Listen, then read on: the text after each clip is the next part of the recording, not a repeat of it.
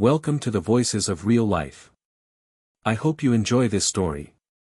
Let's begin. My life is unraveling, and I can only blame my husband for it. It felt like we had everything going for us, a happy family, fulfilling jobs, and 2 wonderful kids. Our daughter, Lily, is 10, and our son, Jake, is 5. But everything changed during my pregnancy with Jake. It was a rough ride, and both of us nearly lost our lives due to serious complications. Afterward, I was left in pain for months, even with the strongest medication. The thought of intimacy was the last thing on my mind. I believe my husband, Matt, understood what I was going through since he never pressured me for sex or even mentioned it. Little did I know that while I was struggling with my recovery, he sought comfort elsewhere. A few months back, we received an unexpected visit from Child Protective Services. My heart raced with anxiety as I thought about what we could have possibly done wrong as parents. But the truth was even more shocking. A woman I had never met had tragically died in a car accident, leaving behind a daughter. To my horror, I discovered that Matt was listed as the girl's father on her birth certificate and had also been named in the woman's will. Initially, I thought it was some kind of mix-up, but then Matt laid the truth on me. While I was battling the aftermath of my complicated pregnancy, he had been having an affair with a colleague, and now, this little girl was a living reminder of his betrayal. As the CPS representative explained, Matt was the closest relative who could take care of this poor child. Her mother's family had washed their hands of her, leaving her with no one to turn to. When she asked if we would consider taking her in, I felt a surge of compassion and said yes. I knew this might add to my mounting stress, but I couldn't let this girl suffer alone when Matt had already turned his back on her for so long. It was his responsibility, and now it was ours. I offered to handle all the logistics, wellness checks, appointments, everything CPS required. All I asked was that Matt talk to our kids about their new sister. Unfortunately, he did nothing. I found myself clearing out a room, shopping for new furniture, and even picking up extra shifts to afford the little girl's school tuition. I also had to break the news to our extended family because Matt didn't want to face the music. So, when the little girl finally arrived 2 weeks ago, it was a chaotic mess. The first thing out of Lily and Jake's mouths was, "Who's that?" I was left to explain that they now had a sister while trying to comfort the poor girl in her new surroundings. The timing could not have been worse. Lily broke down into tears, and in no time, Jake and the new arrival were crying too. This could have all been avoided if Matt had just done the one thing I asked. It's been 2 weeks since the girl joined us, and I can tell you, the situation hasn't improved one bit. Matt has failed to step up, leaving me to juggle everything. I feel embarrassed taking all 3 kids out, as it's painfully obvious that the new girl isn't biologically mine, and I can sense the judgment from others. Meanwhile, Lily has become moodier and withdrawn, refusing to even acknowledge her new sister, while Jake, bless his heart, is confused and lashing out. The little girl must feel lost too, and my heart aches for her. I suggested family therapy and even marriage counseling, hoping we could find a way to work through this mess together for the sake of our children. But Matt refused all of it, claiming he would only be lectured for trying to help me during my struggles. I feel utterly trapped. I don't want to divorce him, as that would only make things harder for the kids, yet my family insists it's the only way out. Meanwhile, his family is begging me to forgive him and move past this. Thank you all for your support. I hear you loud and clear. I'm considering therapy for myself and the kids, and I'm also thinking about getting a divorce lawyer. But first, I need to understand why things turned out this way, as some of you have raised some really good points. As I reflect on everything that's happened, I can't shake the feeling of betrayal. Just a few years ago, I would have described Matt as the perfect partner. I remember when we welcomed Lily into the world, he was a hands-on father who took charge, ensuring everything ran smoothly while I recovered. I relied on him to support me, and he stepped up in every way I needed. He was attentive, responsible, and, quite frankly, amazing. Now, I find myself questioning everything about our life together. How could he betray me like this? How could he decide that my pain and suffering during my pregnancy gave him the green light to seek comfort in another woman? It's a mystery I can't wrap my head around, and it's left me feeling shattered. I kept holding on to hope that maybe with some therapy, we could unearth the issues that drove him to cheat and perhaps even rebuild the relationship we once cherished. But as days go by, it's becoming clearer that I might have been fooling myself. The denial I was in seems almost naive now. With every passing moment, I'm reminded of his neglect, not just of me but of our children too. Lily, my sweet girl, who used to be so cheerful, has transformed into someone I hardly recognize. She's moody and distant, grappling with the knowledge that her father not only cheated but now has a half-sister thrust into her life without any warning. I can't help but feel that I failed her in some way. As a mother, I should have shielded her from this chaos. Instead, I find myself overwhelmed, trying to make sense of a family dynamic that's changed so drastically. Jake, being so young, is bewildered, caught in the emotional crossfire. The new girl, who I've started to call Mia, looks to me with wide eyes, seeking comfort and stability, but how can I give that to her when I'm still trying to find my footing? In light of all this, I reached out to some family therapists, hoping to get our kids some help. I know they need it, especially Lily, who is dealing with the fallout of not only having a new sister but also the stigma attached to having a father who cheated. But the moment I brought it up to Matt, his reaction was as predictable as it was frustrating. He dismissed my concerns, whining that he didn't want to deal with the lectures he'd receive. How could he be so blind to the turmoil he's caused?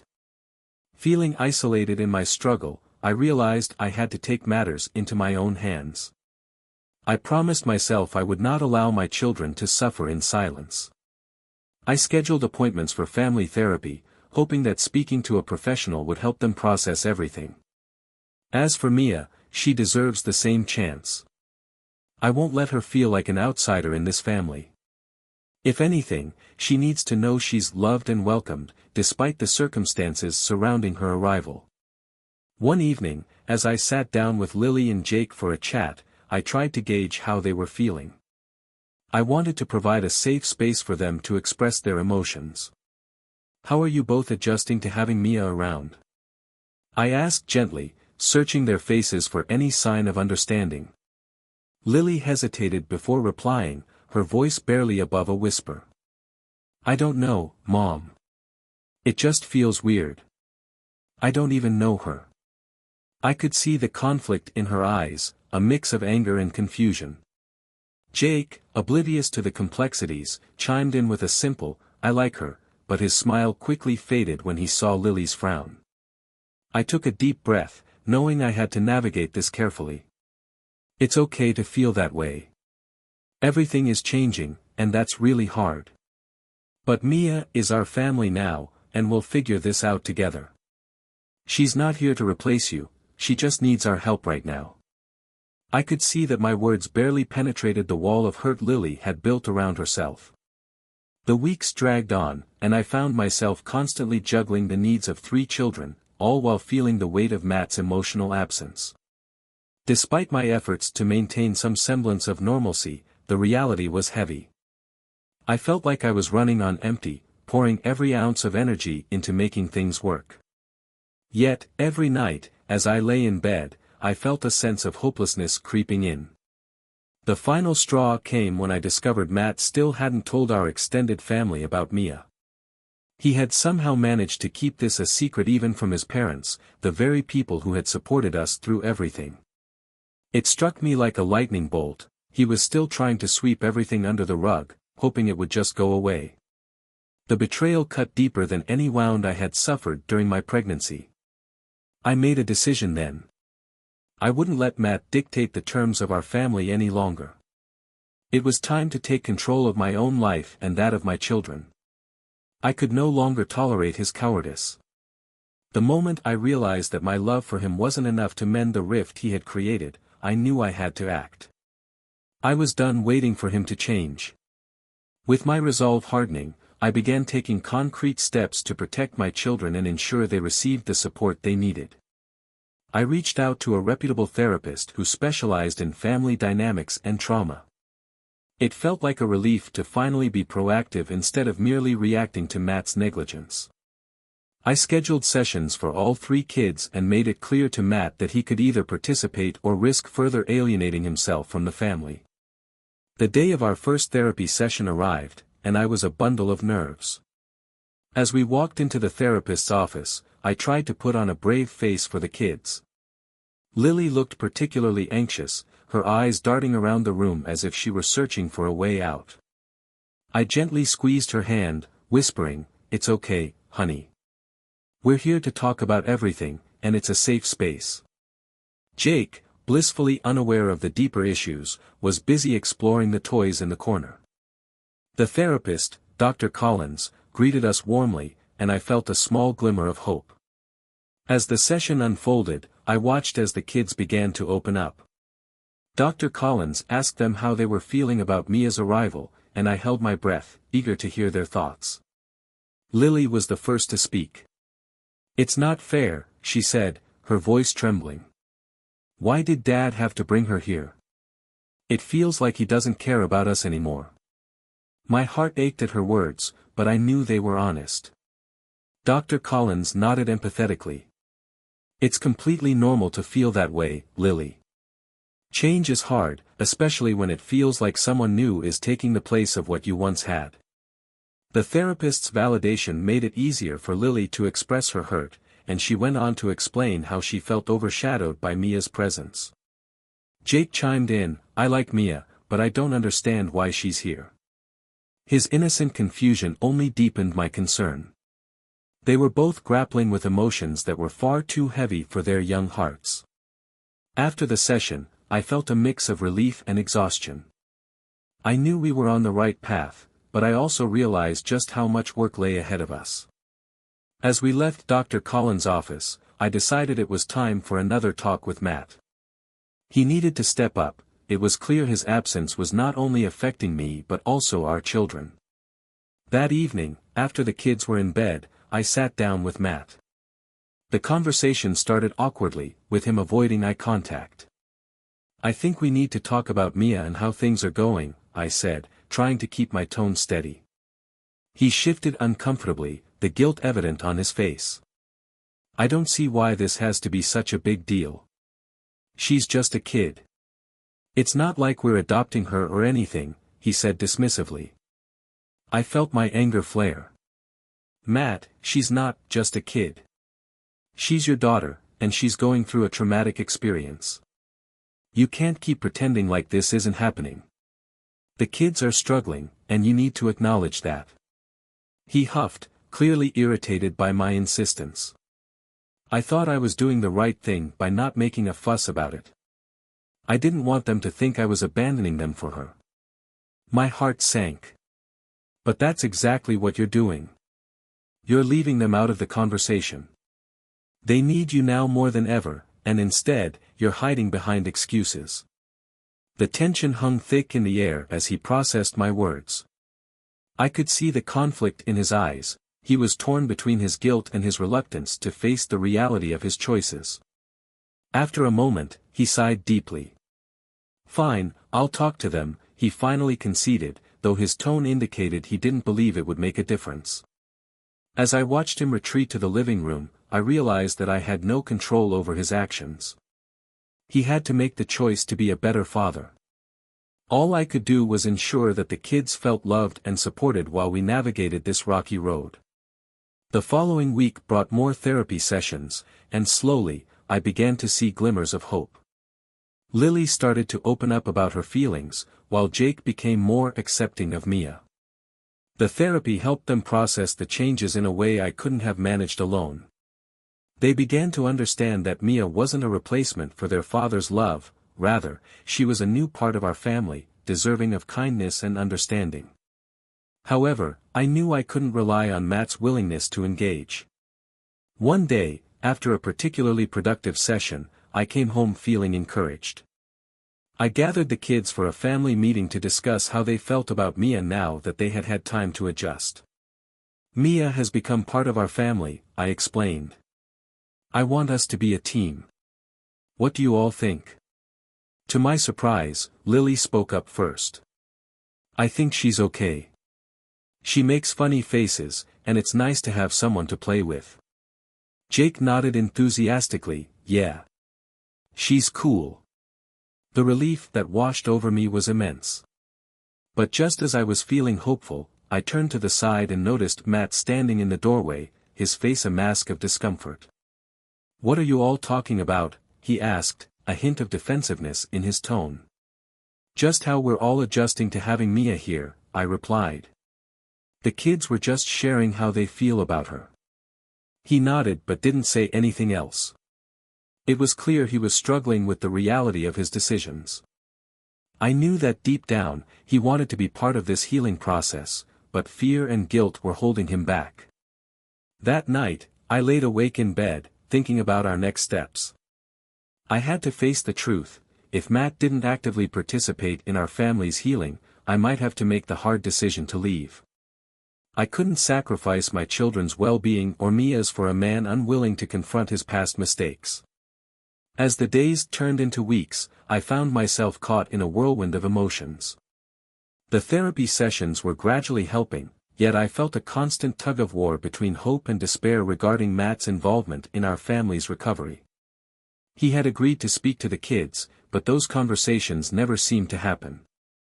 It was as if he was waiting for the perfect moment, and each day that passed without action deepened my frustration. I decided to take a more proactive approach. If he wouldn't initiate the discussions, then I would create opportunities for him. One evening, I set up a family game night. I thought it might lighten the mood and encourage him to engage with the kids in a fun way. I pulled out their favorite board games, hoping to rekindle some of the joy we used to share as a family. As we gathered around the dining table, laughter began to fill the room. For a moment, I felt like things were almost normal again. Mia was giggling at Jake's goofy antics, and Lily, despite her earlier reservations, joined in with her laughter. I watched Matt from the corner of my eye, waiting to see if he would step in and interact. But as we played, I noticed that he remained on the sidelines, lost in his thoughts.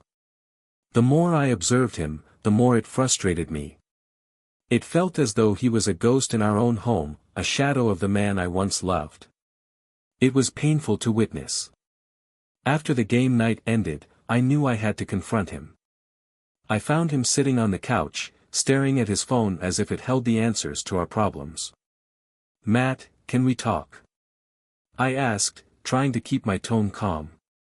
He looked up, surprise flickering across his face. About what? About you, I said bluntly. I feel like you're here but not really present. The kids need their father right now, and they're struggling.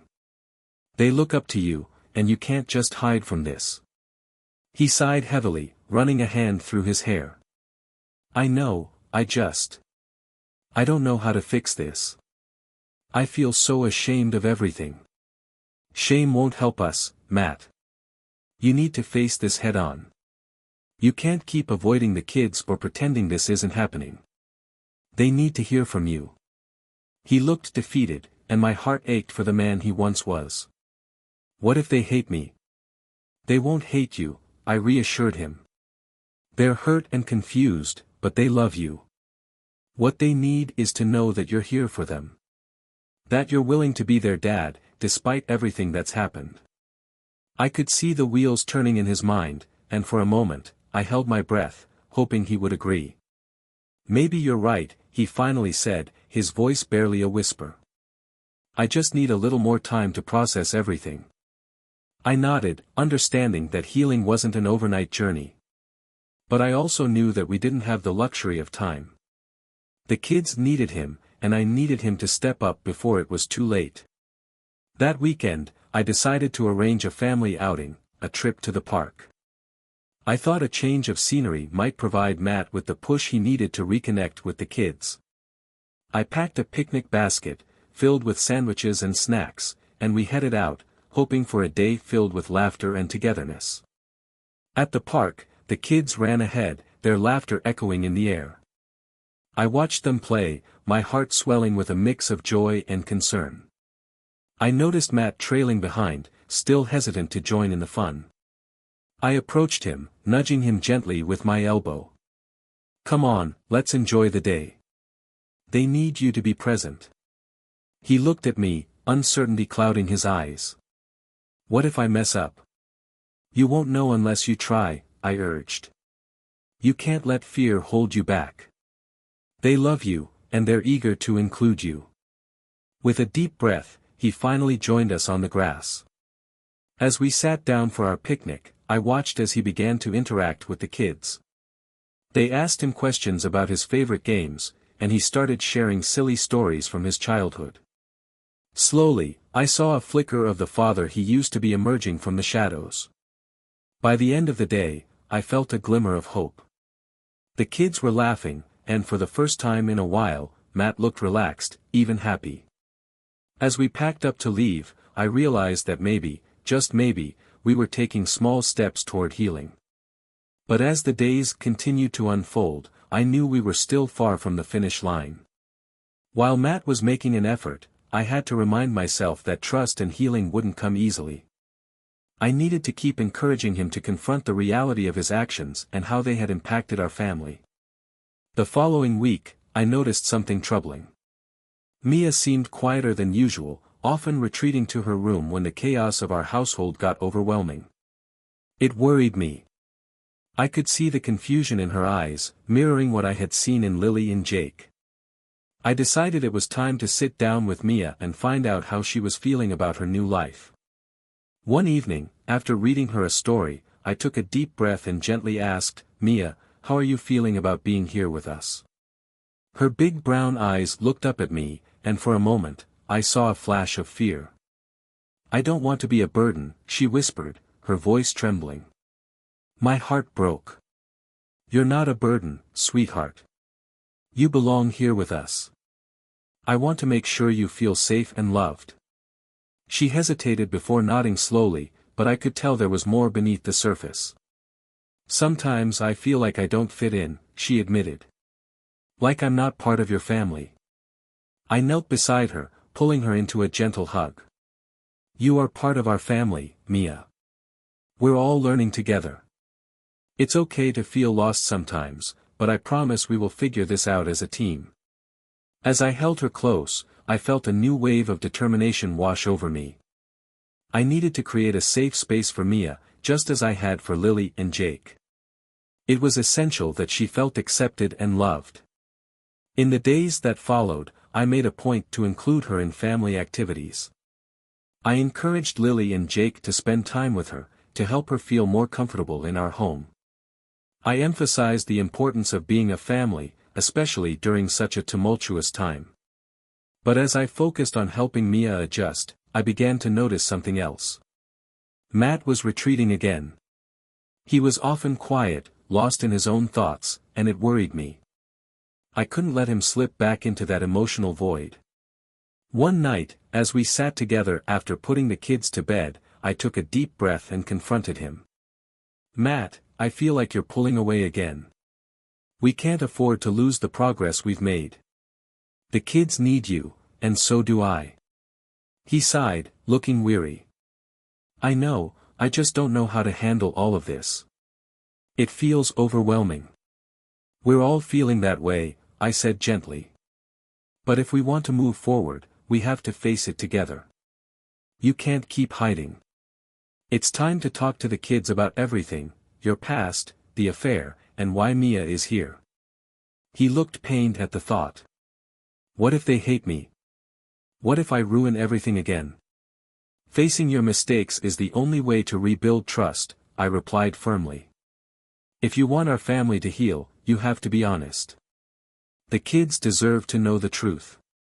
It might hurt at first, but it's necessary for all of us to move forward." After a long pause, I could see him weighing my words. Finally, he nodded slowly. "You're right. I'll talk to them. I owe them that much." That night, as I lay in bed, I felt a flicker of hope. Perhaps this was the turning point we needed. Perhaps honesty would pave the way for healing, not just for Matt but for all of us. The next day, I could sense a palpable tension in the air as Matt prepared to talk to the kids. It was a pivotal moment, one I hoped would bring us closer together instead of tearing us apart. I decided to give him the space he needed while also making sure I was nearby in case he needed support. After lunch, we all gathered in the living room. The kids were playing quietly, but I could see the uncertainty in their faces. They could feel that something significant was about to happen. Matt cleared his throat, his expression serious yet resolute. "Hey, guys," he started, drawing their attention. "Can we sit down for a moment? I want to talk to you about something important." Lily looked at me, her eyes wide with concern. Jake tilted his head, curiosity written all over his face. I exchanged a reassuring glance with Matt, hoping he could sense my support. As we settled on the couch, I felt my heart racing. This was it, the moment of truth. "I know that having Mia here has been a big change for all of us," Matt began, his voice steady but filled with emotion. "And I want to talk to you about why she's here and what it means for our family." I could see the kids listening intently, their expressions a mix of confusion and anticipation. "Mia is here because, well, I made some really big mistakes. I wasn't honest with you, and I hurt your mom and all of you when I had an affair. Mia is my daughter, and I want you to understand that it wasn't her fault or yours. It was mine." The air felt heavy as he spoke, and I could see the shock washing over Lily's face. She glanced at me, her eyes searching for confirmation. "You mean, she's our sister?" she asked, her voice trembling. Matt nodded slowly. "Yes, she is. I know this is a lot to take in, and it's not fair to any of you. I'm really sorry for not telling you sooner and for everything I've put you through." The room was silent as the weight of his words settled in. I watched as Lily's expression shifted from shock to anger. "How could you do this, Dad?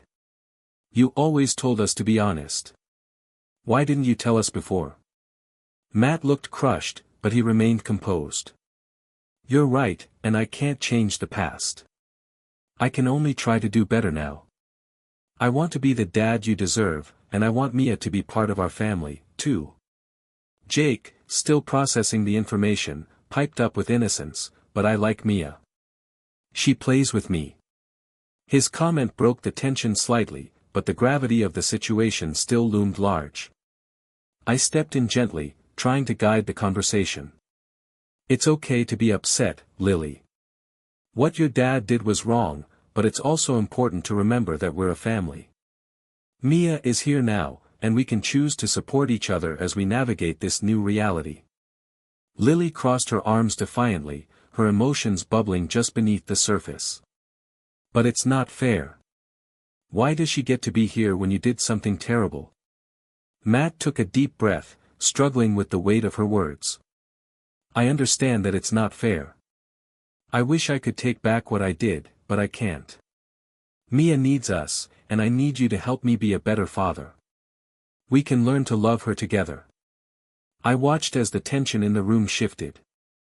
Lily was still hurt, but I could see her defenses starting to crack. "It just hurts so much, Dad," she admitted, her voice breaking. "I know, sweetheart," Matt replied, his own voice thick with emotion. "And I'm so sorry for the pain I caused you. I hope we can work through this as a family." At that moment, I felt a glimmer of hope. Matt's honesty and vulnerability seemed to resonate with the kids. I knew it would take time for them to process everything, but perhaps this was a step in the right direction. After the talk, I encouraged the kids to share their feelings openly. They expressed their anger, confusion, and even their love for Mia. It was a hard conversation, but I could see a light breaking through the clouds of our turmoil. That evening, as the kids settled down for bed, I caught Matt sitting alone on the couch, staring into space. I could tell he was grappling with the weight of the day's revelations. I approached him cautiously. "Hey, how are you holding up?" He sighed deeply, his gaze fixed on the floor. "I feel terrible, honestly. I just don't know if I can fix this. I sat down beside him, placing a hand on his shoulder. You took a big step today. The kids need time, but they appreciate your honesty. It's a starting point. He nodded but looked unconvinced. What if it's not enough? What if I've already lost them? You haven't lost them yet. But you have to continue to show up for them, I encouraged. Being present and involved is crucial now. They need to see that you're committed to being their father. Over the next few days, I noticed a shift in Matt. He began to engage more with the kids, taking them out for ice cream and playing games with them in the evenings.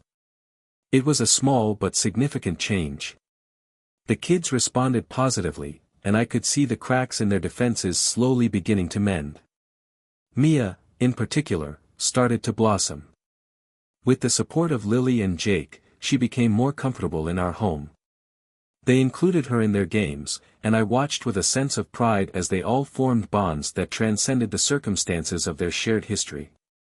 Yet, I knew that while we were making progress, there were still challenges ahead. The road to healing wouldn't be smooth, but I felt a newfound strength in our family unit. We were starting to face our issues head-on, and with every conversation, every shared laugh, I could feel the foundations of our family beginning to stabilize. But just when I thought we were finding our rhythm, another wave of challenges hit. One afternoon, while I was making dinner, I received a call from Dr. Collins, our family therapist. I wanted to check in and see how everything is going, she said warmly. I've been thinking about the kids and the progress we discussed. As we chatted, I could sense the concern in her voice. I think it might be helpful to schedule a session specifically for Mia. I believe she may still be holding on to some unresolved feelings regarding her transition into your family. I felt a pang of worry. Do you really think she's struggling that much? She seems to be getting along with the kids. Dr. Collins hesitated. It's not uncommon for children in similar situations to feel a mix of emotions, even if they appear fine on the surface. It might be beneficial for her to express any fears or concerns she may have in a safe space. After we hung up, I couldn't shake the feeling of unease. I made a mental note to talk to Mia about it later. She had come so far, and I wanted to ensure she continued to feel supported and secure. That evening, after dinner, I sat down with Mia in her new room, surrounded by the toys and decorations we had chosen together. Hey, sweetheart, can we talk for a minute? I asked gently. She nodded, her expression wary. About what? I wanted to see how you're feeling about everything. Dr. Collins thinks it might help for you to talk to her one-on-one. Sometimes, it's easier to share your feelings with someone who can listen without judgment. Mia bit her lip, looking down at her hands. I don't know, Mom.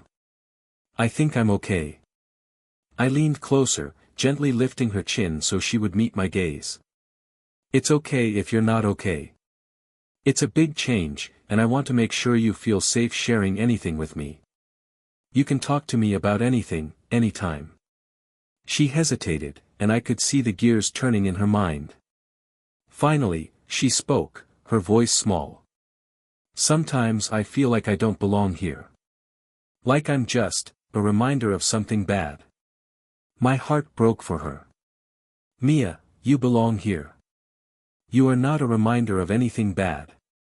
You're a part of our family, and we love you. But it's important for you to express how you feel, even if it's hard. Tears welled in her eyes as she looked up at me. But what if everyone hates me? What if Lily and Jake don't want me here? I wrapped my arms around her tightly, holding her close. They don't hate you. They're learning just like you are. It's okay to be scared, but you're not alone in this. We're all in it together. As she clung to me, I felt a surge of determination. We were going to get through this, one step at a time. I would make sure Mia knew she was loved and accepted, no matter what challenges lay ahead. After my heartfelt conversation with Mia, I felt a renewed sense of purpose. I scheduled a session for her with Dr. Collins, hoping that it would provide her with the safe space she needed to unpack her feelings. In the days leading up to the appointment, I watched her closely, noticing how she began to open up just a little more, playing with Lily and Jake and joining in their games. Yet, I could still sense that there were layers of hurt and confusion she was grappling with beneath the surface. The day of Mia's session arrived, and I was both anxious and hopeful. As we drove to the therapist's office, Mia sat in the back seat, her fingers twisting nervously in her lap. I glanced at her through the rearview mirror. "You're going to do great today, sweetheart. Dr. Collins is really nice, and she just wants to help you feel comfortable," I reassured her. Mia nodded but didn't say anything, and I could see the uncertainty etched on her face. As we arrived, I parked and took a deep breath, hoping to instill some confidence in her. "I'll be right here waiting for you when you finish," I said, trying to give her an encouraging smile. After giving me a small nod, she stepped out of the car and walked into the building. I remained in the parking lot, my heart racing as I waited. I thought about how far we had come as a family, yet how far we still had to go. I hoped this would be the catalyst for Mia to feel more secure in her new environment. While Mia was with Dr. Collins, I took a moment to reflect on my own feelings about everything that had transpired. I had been focused on supporting my children, but I also needed to confront my own emotions. The betrayal, the heartache, and the uncertainty of what lay ahead weighed heavily on my mind. I had been so focused on holding our family together that I hadn't taken the time to process my own feelings about Matt and his infidelity. When Mia emerged from her session an hour later, I could see a slight shift in her demeanor. Her shoulders were a little less tense, and there was a hint of relief in her eyes. "How did it go?" I asked, eager to hear her thoughts. "It was okay, I think," she replied slowly, her voice soft. "Dr. Collins is really nice. She just asked me a lot of questions about how I feel." I smiled, happy to see that she seemed more at ease. "I'm glad to hear that. Do you think it helped?" "Maybe," she said, and for the first time, I saw a spark of hope in her expression. As we drove home, I felt a sense of relief wash over me. I knew that healing was a process, and we were finally taking meaningful steps toward creating a sense of normalcy in our lives. When we arrived home, the kids were playing in the living room, and I could hear their laughter ringing through the house. "Hey, everyone!" I called out as we walked in.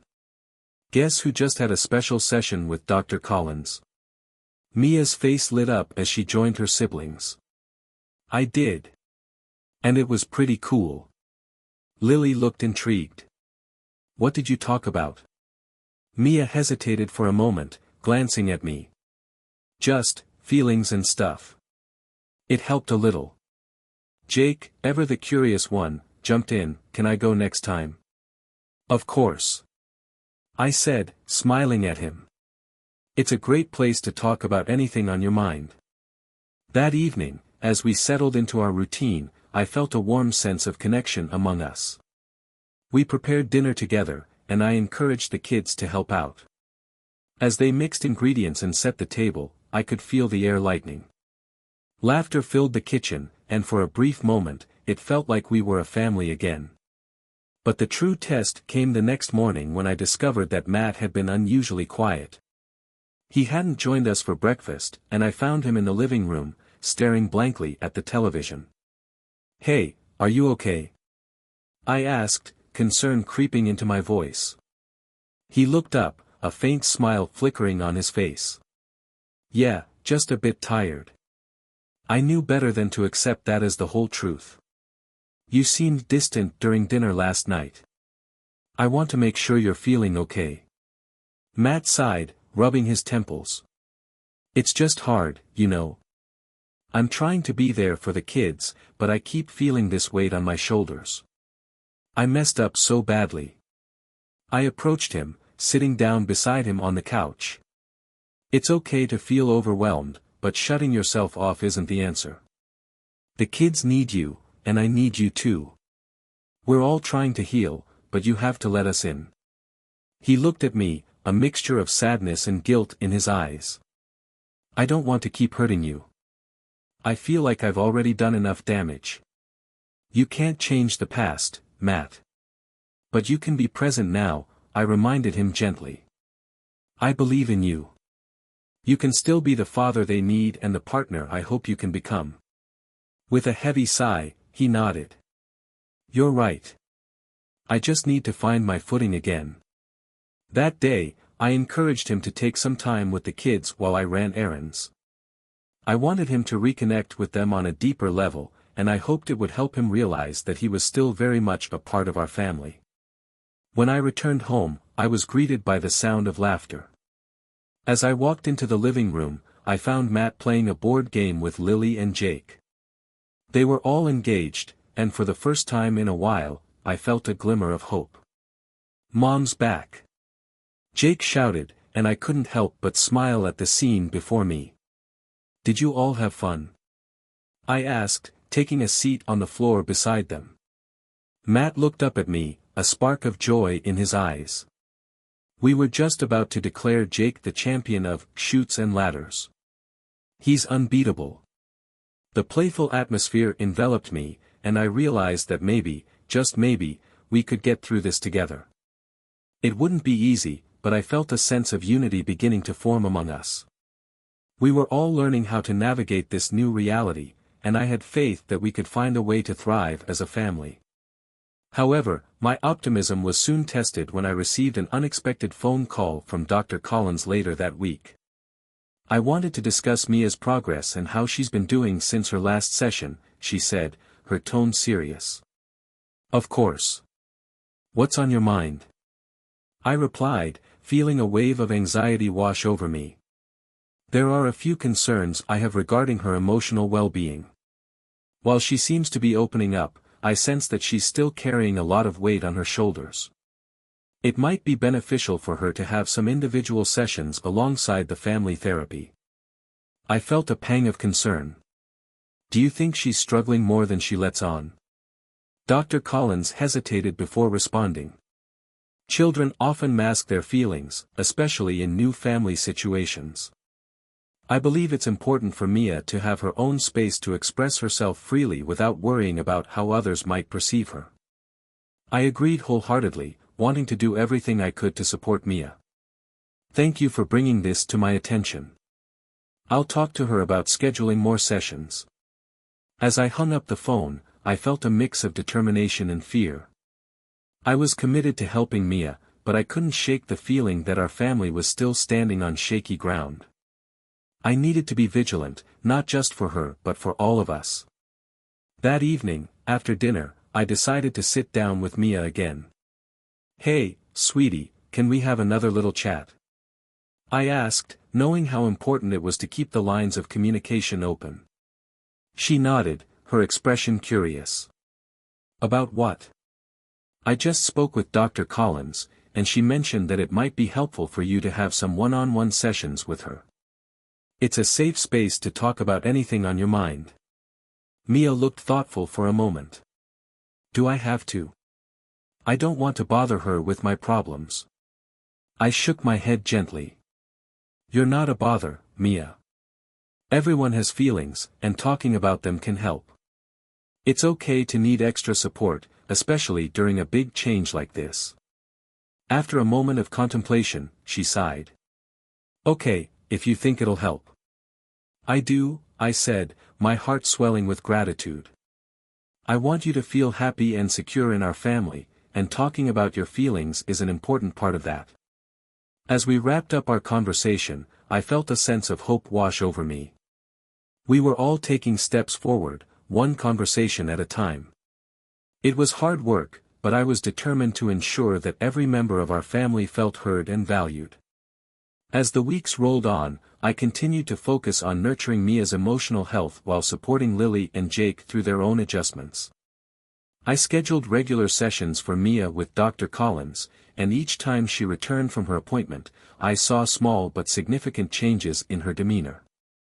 She began to smile more, her laughter mingling with that of Lily and Jake as they played together. It was a beautiful sight that filled my heart with hope.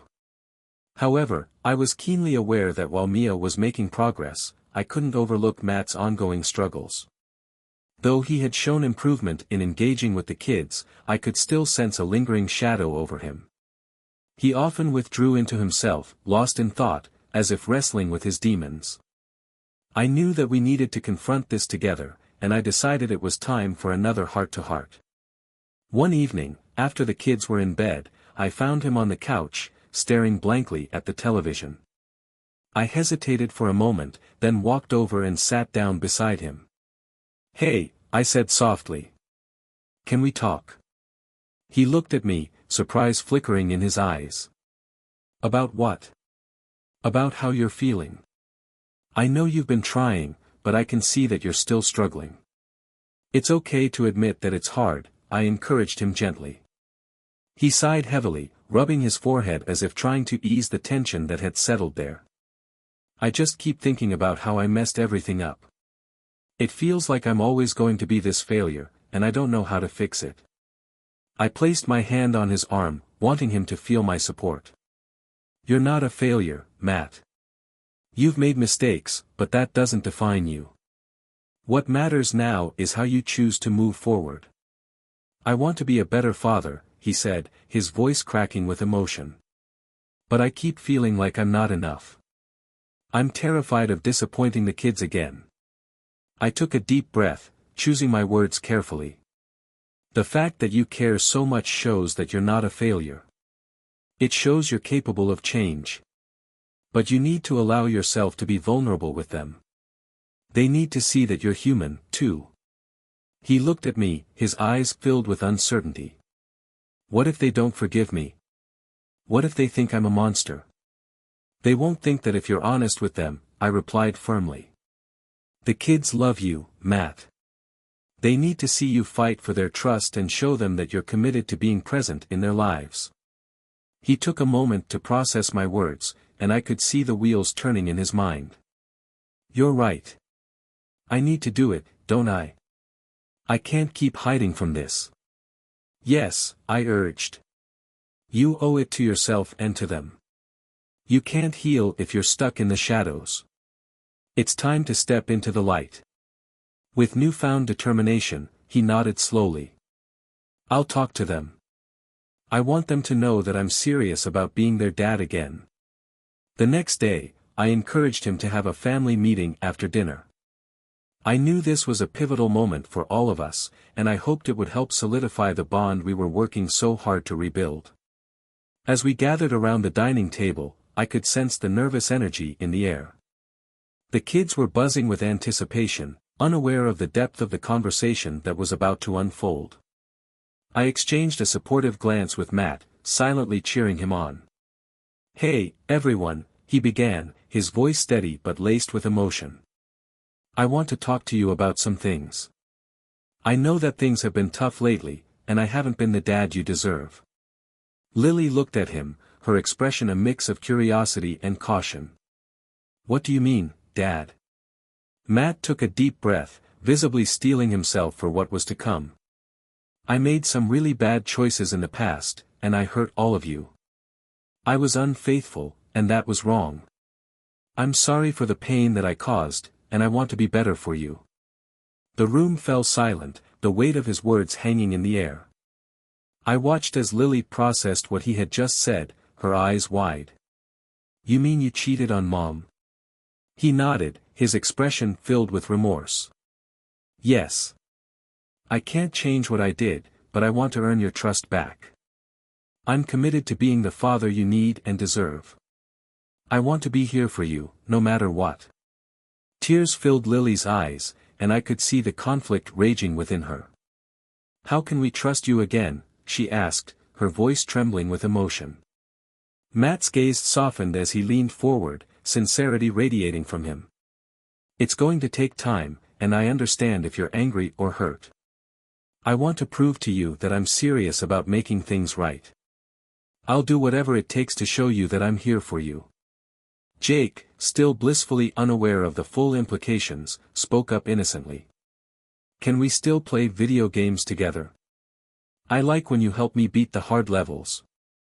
Matt smiled at Jake, grateful for the distraction. "Of course, buddy. I want to spend more time with you both, doing things you enjoy. Lily wiped her tears and crossed her arms, still unsure. It's a lot to take in, Dad. I don't want to get hurt again. I understand that, and I want you to take your time. I'm not going anywhere, and I'll keep working to show you that I can be trusted, he reassured her. After a long silence, I felt a shift in the atmosphere. We can work on this together, I added, hoping to reinforce their connection. It won't be easy, but I believe in our family. Slowly, Lily nodded, her expression softening. Okay, I guess we can try. But you have to mean it. I promise, Matt replied, his voice filled with conviction. In the days that followed, I could see the impact of that conversation. Matt made an effort to be more involved in the kids' lives, engaging them in activities and being present at home. They began to open up to him again, and it felt like a healing process was underway. Yet, while things seemed to be improving, I couldn't shake the feeling that we were still navigating uncharted waters. I was proud of how far we had come, but I also knew that trust was a fragile thing, and it would take time to mend what had been broken. One evening, as I tucked the kids into bed, I took a moment to check in with Mia. Hey, sweetie, how are you feeling about everything?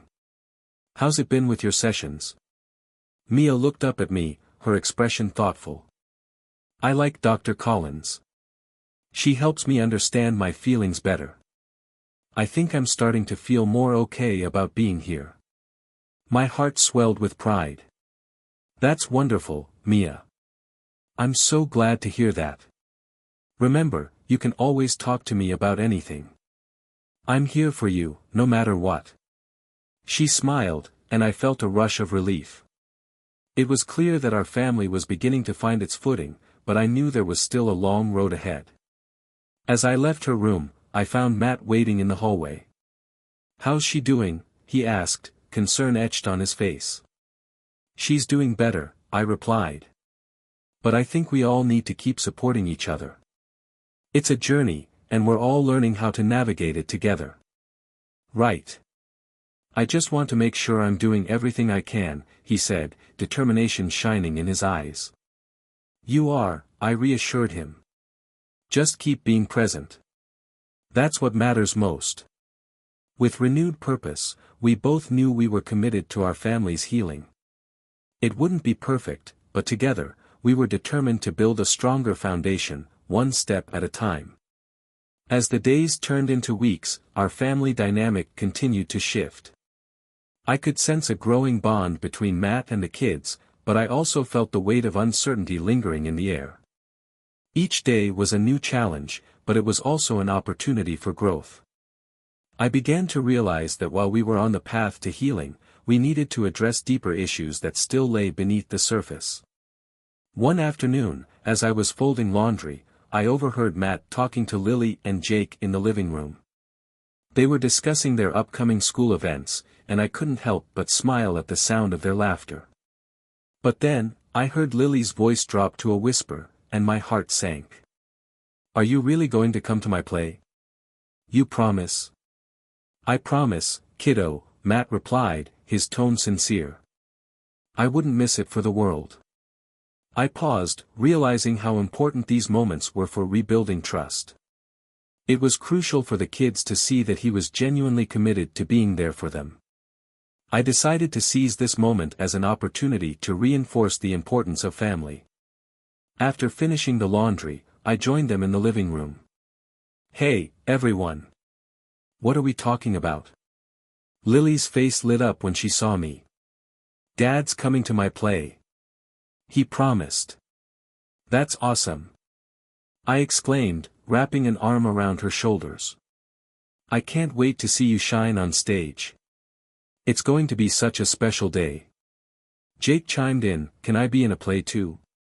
Of course. You can be in whatever you want. We'll help you practice, Matt said, his eyes sparkling with enthusiasm. As we chatted about the upcoming events, I felt a warm sense of connection enveloping us.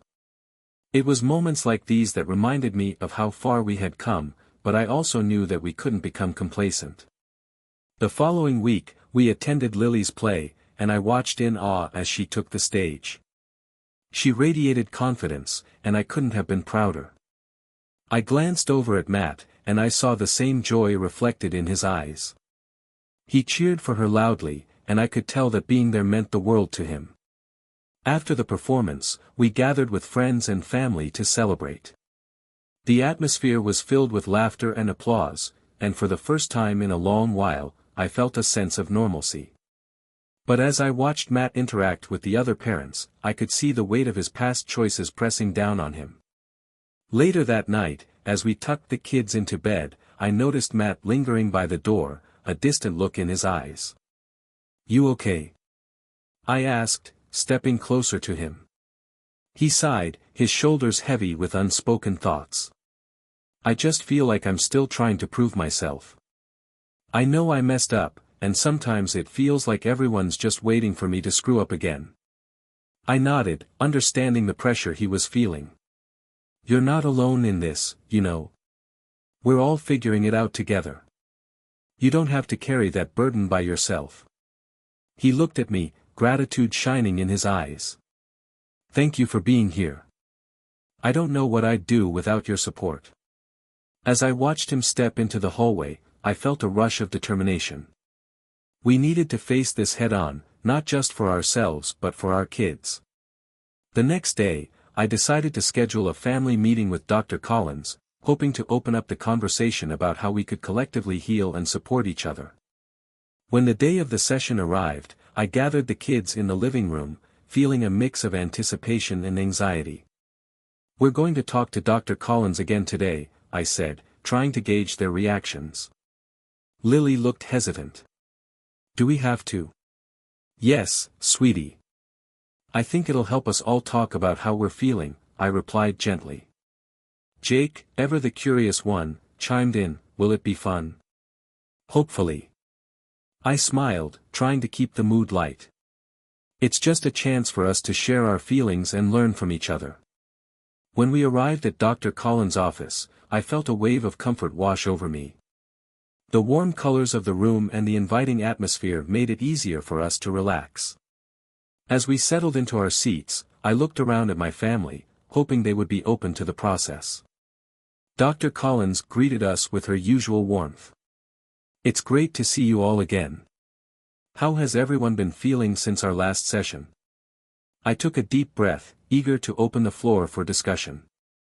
"I think we've made some progress, but I also sense that there are still feelings we need to address." Matt nodded, looking thoughtful. "I want to hear what the kids are feeling. I know I haven't been the best dad, and I want to improve." Dr. Collins turned to the kids, encouraging them to share. "Lily, Jake, how have things been for you since we last talked?" Lily hesitated before speaking. "It's been better, but sometimes I still get angry at Dad. I don't want to feel that way, but I can't help it." Matt's expression fell, and I could see the pain in his eyes. "I understand, and I'm so sorry for hurting you. I'll keep working to show you that I can be trusted again," he said earnestly. Jake chimed in, "I think it's cool having Mia here. But sometimes I forget she's not just a friend." Dr. Collins smiled.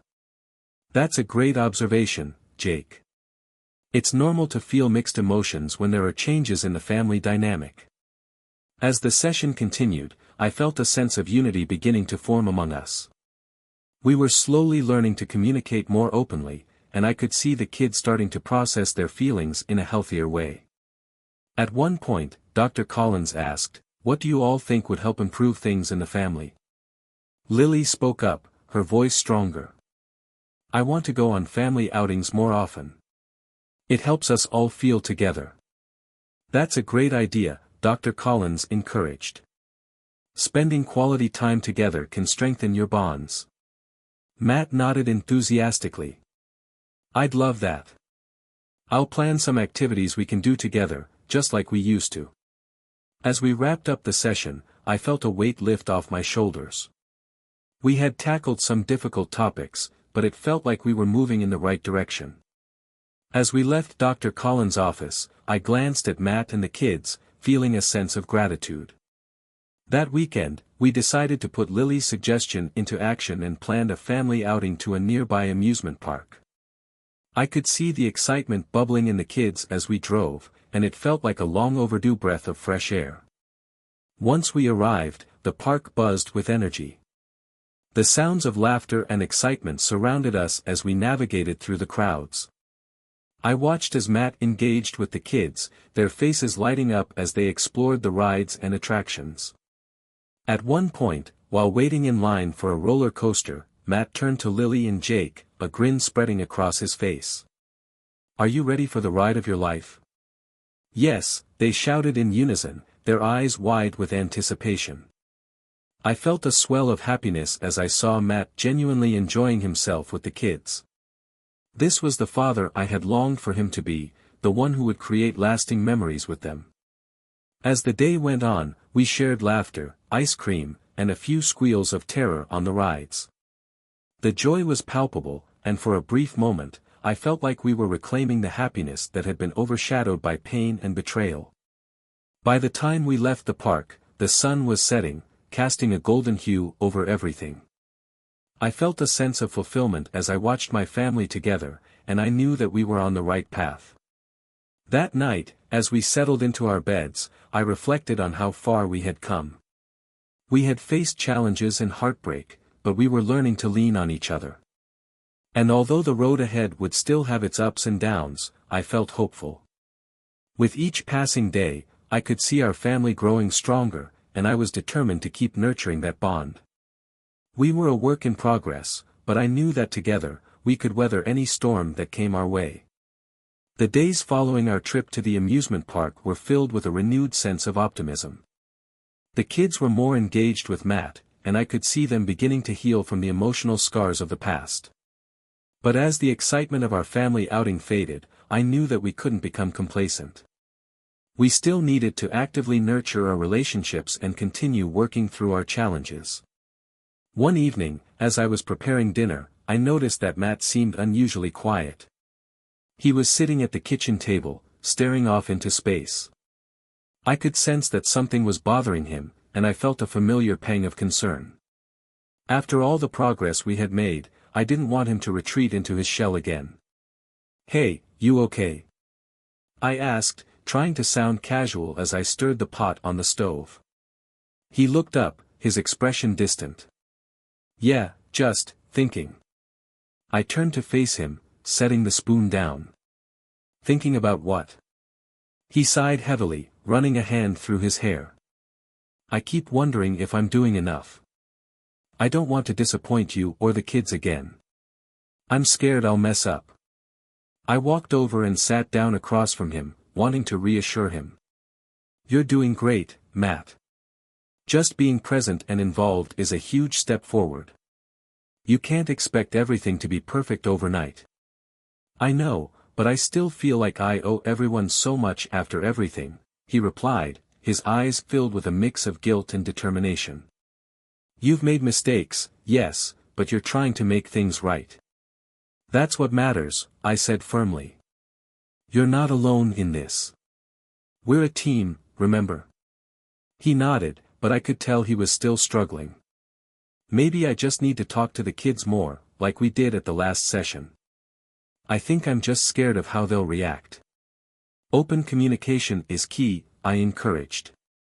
"Why don't we plan a family night this weekend where we can all share our feelings again? It might help reinforce that connection." "Yeah, that sounds good," he agreed, a hint of relief in his voice. That weekend, we organized a family night complete with pizza, games, and a movie. I could see the excitement in the kids' eyes as they helped set up the living room, and it felt good to have everyone involved. The atmosphere buzzed with anticipation, and I hoped this would be a safe space for us to express our thoughts and feelings. As we gathered around the coffee table, pizza slices in hand, I felt a wave of warmth wash over me. "I'm so glad we could all come together like this," I said, smiling at the kids. "This is our time to check in with each other, share what's on our minds, and just have fun." Matt looked at the kids, a mixture of nerves and determination on his face. "I want to start by saying how proud I am of all of you. I know things have been different lately, but you've all shown so much strength. Lily looked at him, curiosity shining in her eyes. Thanks, Dad. I guess it's been hard for all of us. Matt nodded, his gaze softening. I want to hear how you're both feeling about everything, about Mia being here, about me, and about what's happening in our family. I like Mia, Jake said immediately, his innocent enthusiasm brightening the room. She's fun to play with. Lily smiled at her brother but then turned serious. I think it's hard sometimes. I still feel angry about everything that happened. I get that, Matt replied, his tone sincere. I messed up, and I'm really sorry for the hurt I caused you. It's okay to feel angry, and it's okay to need time to process it. Lily nodded slowly, absorbing his words. It just feels confusing. Sometimes I'm happy, and other times I'm not. That's completely normal, I chimed in. It's a big change, and it's okay to have mixed emotions. We're all learning together. As we continued to talk, I noticed the kids opening up more and more. They shared their feelings about Mia, their concerns about Matt, and their hopes for the future. I felt a sense of pride swell within me as I watched them articulate their emotions, something that would only strengthen our family bond. After sharing our thoughts, we decided to transition to a more relaxed activity, a movie. We settled in, the couch filled with laughter and popcorn as we watched a family-friendly film. For the first time in a while, I felt a sense of peace enveloping our home. But just as I thought we were on solid ground, a familiar anxiety crept back in. It was the night before the start of a new school week, and as I tucked the kids into bed, I noticed Lily staring at the ceiling, lost in thought. Lily, everything okay? I asked gently, sitting on the edge of her bed. She rolled over to face me, her brow furrowed. I guess I'm just worried about school. What if everyone finds out about Dad? My heart sank, realizing the burden she was carrying. You don't have to worry about that. You can talk to me about anything, and I'm here to support you. But what if they tease me, she said, her voice quivering with uncertainty. Then we'll handle it together, I reassured her. You're not alone in this. You're stronger than you think, and I'm proud of you. She nodded slowly, but I could tell she was still processing everything. I hugged her tightly, wanting her to feel secure in my love. As I left her room, I noticed Matt standing in the hallway, a concerned expression on his face. How is she? He asked quietly. She's worried about school and what the other kids might say, I replied, feeling a weight settle on my shoulders. It's a lot for her to carry. Matt looked pained, his guilt resurfacing. I didn't mean to put that on her. I wish I could take it all back. I placed a hand on his shoulder. You can't change the past, but you can show her that you're committed to being a better father. It's not easy, but she needs to see you fighting for her. That night, I lay awake, contemplating everything we had discussed. I was proud of the progress we had made as a family, but I knew we were still navigating uncharted waters. The kids' struggles were real, and I felt a fierce determination to help them find their way through the challenges ahead. The next day at school, I decided to have a chat with Lily's teacher. I wanted to ensure that she had a support system in place. I reached out to Ms. Adams, her homeroom teacher, and arranged to meet after school. As I walked into the classroom, I could see the warmth in Ms. Adams' eyes. Thank you for coming in. How can I help you today? She asked, genuinely interested. I wanted to discuss how Lily is adjusting to the changes at home, I explained. I know things have been difficult for her, and I want to make sure she has the support she needs while she's at school. Ms. Adams nodded understandingly. I appreciate you bringing this to my attention. I'll keep a close eye on her and make sure she knows she can come to me if she's feeling overwhelmed. It's important that she feels safe and supported. After our conversation, I felt a sense of relief. It was a small step, but it felt like a positive move in the right direction. When I picked up Lily later that day, I noticed she seemed a little lighter, as if the burden of worry had been lifted, even just slightly. "How was school today?" I asked as we walked to the car. "It was okay," she replied, a hint of a smile creeping onto her face. "Ms. Adams said I could talk to her anytime." "That's great. I'm so proud of you for being brave," I said, beaming with pride. As we drove home, I felt a sense of hope filling the car. We were all learning to lean on each other, and I knew that we were building a foundation that would help us weather any storm. But just as things began to feel stable, I received a phone call that changed everything. As I settled into the car, the phone rang, and I glanced at the caller ID. It was Dr. Collins. My heart raced a little. I had been feeling so hopeful lately that I couldn't shake the anxiety creeping in. I answered, trying to maintain my calm. "Hi, Dr. Collins. Is everything okay?" "Hi. I wanted to follow up on our recent sessions and also discuss something important regarding Mia," she said, her tone serious. "What's going on?" I asked, concern flooding through me. "I've been noticing some signs that Mia may be struggling more than she's letting on.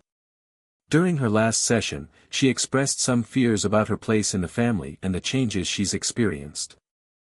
I think it would be beneficial for you and Matt to be involved in her next session, as it could help her to express herself better with you both there," she explained.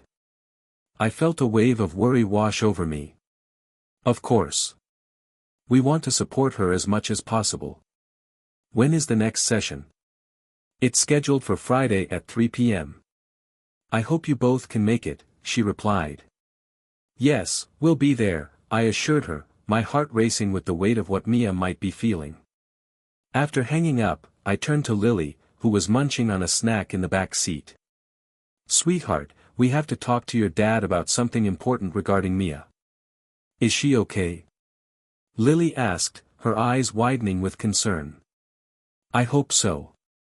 We're going to figure it out together," I replied, trying to keep my tone positive. When we arrived home, I found Matt sitting on the couch, lost in thought. I could see the weight of the world on his shoulders, and my heart sank as I remembered how important it was to keep the lines of communication open. "Hey, we need to talk," I said, taking a seat beside him. He looked up, sensing my seriousness. "About what?" "Dr. Collins called. She wants us to join Mia for her next session. Mia has been expressing some fears about her place in the family, and I think it's crucial we all work through this together," I explained. Matt's expression turned somber, and I could see the concern etched on his face. "Do you think she's really struggling that much?" "I do," I admitted. "It's essential that we support her and let her know that she's loved and valued. We need to show her we're in this together." He nodded slowly, his gaze fixed on the floor. "I don't want her to feel like a burden. I just want her to be happy. Then we need to step up. This is our chance to show her that we're committed to being a family," I encouraged. "Let's make sure she knows she's safe and secure with us." The days leading up to the session felt like an emotional roller coaster. I worried about how Mia would express herself and whether we would be able to provide the reassurance she needed. As Friday approached, I felt both anxious and determined.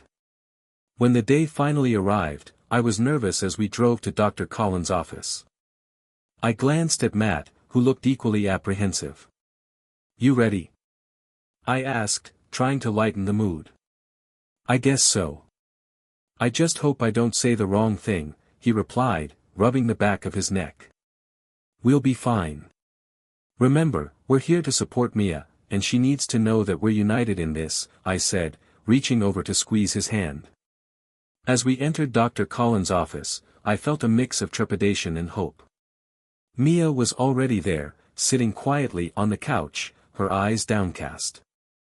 My heart ached at the sight of her. I wanted to scoop her up and tell her everything would be all right. Dr. Collins welcomed us warmly. "I'm so glad you could all make it. Today, we'll focus on Mia and how she's feeling about the changes in the family." Mia glanced up at us, and I could see a flicker of uncertainty in her eyes.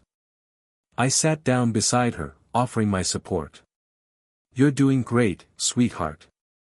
We're all here for you," I whispered gently.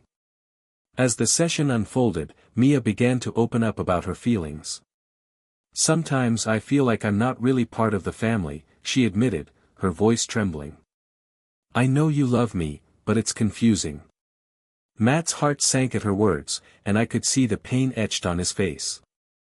"Mia, you are a part of our family," he said earnestly.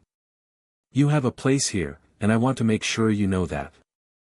"I don't want to take anyone's place," she said, tears welling in her eyes. "I just want to fit in." Dr. Collins interjected, her voice soothing. "Mia, it's completely normal to feel that way. Families change, and it's okay to have those feelings. What's important is that you feel safe to express them." "I'm just scared," Mia whispered. "I don't want anyone to be mad at me." "No one is mad at you, sweetie," I said softly. "You're loved, and we want to support you. We're all learning how to navigate this together." As the session continued, I could see Mia begin to feel a little more at ease. She shared her fears and uncertainties, and I felt a profound sense of gratitude for the space Dr. Collins had created for her. By the end of the session, Mia appeared lighter, as if a weight had been lifted off her shoulders. She smiled at us, and I felt a rush of relief. We were making progress, one small step at a time. As we left the office, I turned to Matt, who looked contemplative. "I think we're starting to understand her better," I said, hoping to lift his spirits. "Yeah," he replied, a flicker of hope in his voice. "I just want to keep doing better for her, for all of us." That evening, as we settled back into our routine, I felt a newfound sense of determination. I knew the road ahead would still have its challenges, but we were committed to facing them together. In the weeks that followed, we continued to engage with Dr. Collins and focus on family therapy. Mia blossomed, finding her place within our family, and I could see the bond between the kids growing stronger. But just as things began to feel stable, another unexpected challenge arose. One evening, as I was preparing dinner, I noticed a message pop up on my phone from a close friend. "Hey, I heard about your situation with Matt. Just wanted to check in and see how you're doing." My heart dropped at the thought of people discussing our family's struggles behind our backs. I had tried so hard to maintain our privacy and protect the kids from any external judgment. I decided to reach out to my friend to clarify. "Thanks for checking in. It's been tough, but we're working through it as a family." But as I typed, I felt a surge of frustration and vulnerability. I didn't want anyone's pity or judgment. I wanted to protect my family and create a safe space for us to heal without the outside noise. When Matt came home, I shared my feelings with him. "I got a message from a friend asking about how we're doing, and it just frustrates me. I don't want people talking about our family like we're some sort of spectacle."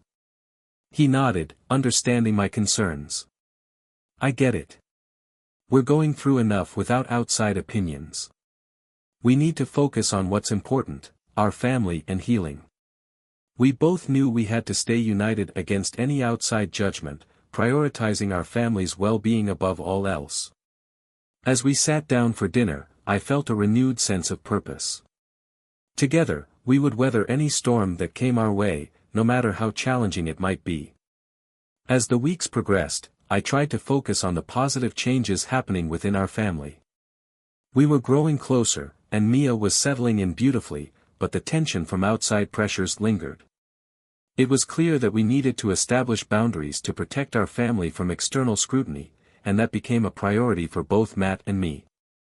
One afternoon, while I was folding laundry, Matt walked in with a determined look on his face. "I think we need to have a family meeting," he said. I raised an eyebrow, curious. "What's on your mind?" "I've been thinking about how to handle the comments and judgments from others. I don't want the kids to feel uncomfortable or ashamed about our situation," he explained.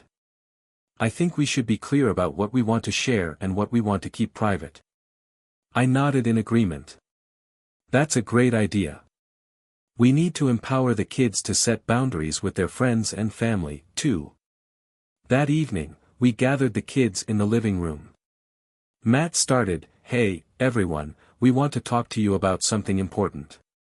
We know that things have changed in our family recently, and it's normal to have questions or feel unsure." Lily looked at him, her expression serious. "Are people saying stuff about us?" I could see the concern in her eyes, and it made my heart ache. "Yes, some people have noticed changes and may have questions. But what matters is how we handle it as a family," I explained gently. Matt continued, "We want you both to know that you don't have to share anything you don't want to. Your feelings and experiences are private, and it's okay to set boundaries with people." Jake, oblivious to the full context, chimed in, "Can we just tell them we're a family and that's it?" I smiled at his simplicity. "Exactly. We're a family, and we love each other. That's what matters most." Lily nodded, slowly beginning to process what we were saying. "But what if they ask about Mia?" "That's your choice. You can choose to say that Mia is part of our family now and that you're excited to have her with us. If you feel uncomfortable, it's okay to say you don't want to talk about it," Matt reassured her. We spent the next hour discussing the kinds of things they might encounter and how they could respond. I could see them beginning to feel more empowered, and it filled me with pride. We were teaching them to stand up for their family, to embrace their truth without shame. After the meeting, as the kids headed off to bed, Matt and I shared a moment of relief. "That went better than I expected," I said, feeling hopeful. "Yeah, I think they really appreciated it," Matt replied. "It's good for them to know they have the power to protect their own feelings." But just as I began to feel optimistic, I was reminded that our challenges were far from over. The following week, I received a call from my sister, Sarah. "Hey, I wanted to check in on you and the kids. How's everything going?" Her voice was warm, but I could sense an underlying concern. "It's going well, Sarah. We're working through things as a family," I replied, trying to keep the conversation light. "I heard about some of the changes, and I just want to make sure you're all okay." "I'm here if you need anything," she said, her tone shifting to a more serious note. I sighed, feeling the weight of the past week's challenges. "Thanks, I appreciate it. It's been tough, but we're making progress. Have you thought about how you want to handle things with the family? I know there are some opinions floating around," she added gently. That struck a chord in me. "I'm doing my best to shield the kids from judgment. We talked about boundaries, but I know people are curious." Sarah paused, her concern palpable. "Just remember that it's okay to set limits. You don't owe anyone an explanation about your family." After our conversation, I felt a renewed sense of determination. I needed to ensure that the kids felt safe, especially as we approached the holiday season. Family gatherings were on the horizon, and I didn't want to put them in a situation where they felt uncomfortable. That weekend, I gathered the kids for a fun family activity to lighten the mood. "How about we decorate for the holidays?" I suggested, hoping to instill some cheer. They both brightened at the idea, and soon we were unpacking boxes of decorations, laughter filling the house. As we hung lights and adorned the tree, I could see Mia's face light up with excitement, her eyes twinkling with wonder. "This is my first Christmas with you all," she exclaimed, her voice full of joy. "Yes, it is. And we're going to make it special," I replied, my heart swelling with happiness. As the day wore on, I felt a sense of warmth enveloping us. We were creating new traditions, and I could see the kids bonding over the shared experience. It was everything I had hoped for as we embraced the holiday spirit. But as we prepared for our first family gathering, I felt a familiar sense of apprehension creeping in. I knew our relatives would be curious, and I worried about how my kids would handle the inevitable questions. On the day of the gathering, I arrived at my parents' house with the kids, feeling a mix of excitement and anxiety. The familiar scent of my mom's cooking wafted through the air, and I could hear the chatter of family members as they gathered. As soon as we stepped inside, my mom rushed over, wrapping me in a warm hug. "I'm so glad you're here. We've missed you all." "Thanks, Mom.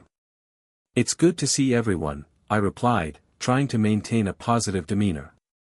But as I scanned the room, I noticed a few curious glances aimed at Mia. I knew they were trying to piece together the situation, and I felt a surge of protectiveness. Lily seemed to sense the tension, clutching Mia's hand tightly as they approached the snack table. "Do you think they'll ask about us?" she whispered to Mia.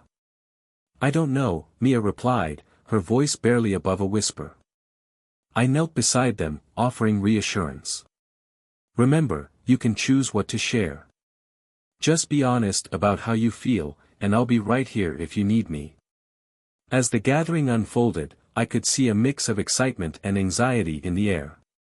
Family members were greeting the kids, and I felt a knot tighten in my stomach when I noticed my Aunt Karen approaching. "Hi there. So, I hear you have a new sister," she said cheerfully, glancing between Lily and Mia. Lily shifted uncomfortably, her eyes darting to me for support. I took a deep breath, stepping in. "Yes, this is Mia, and she's a part of our family now. We're all adjusting to the changes together." Karen nodded, but I could see the questions lingering in her eyes. "That's lovely. But how did all of this happen?" I felt the weight of her inquiry, knowing that the kids were listening intently. "It's a long story, but we're working through it as a family. We're really excited to have Mia with us," I replied firmly, hoping to redirect the conversation. "Of course.